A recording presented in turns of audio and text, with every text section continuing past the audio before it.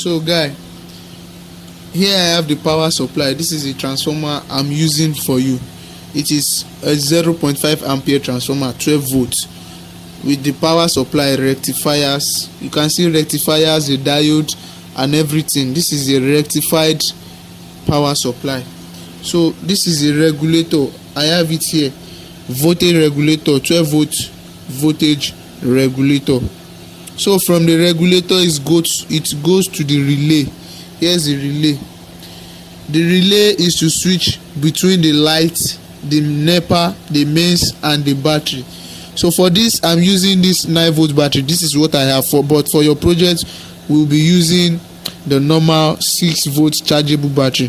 So from the battery and the power supply station, it goes to the real fire alarm. Here you see this is one 5-5 timer and another 5-5 timer. They would switch between each other.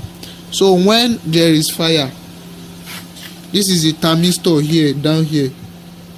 The thermistor will sense a temperature at certain degree.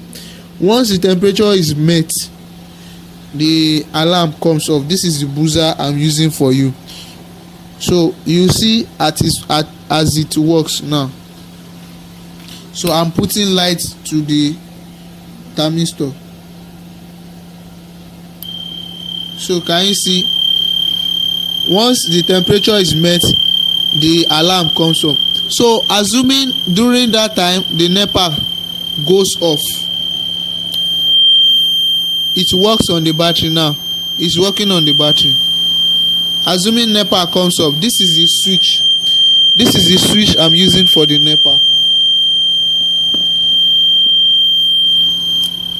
So light has come. So there is light now. Can you see? Assuming the light is off,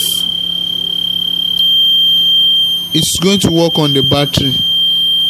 So once the temperature is down, the buzzer will stop working.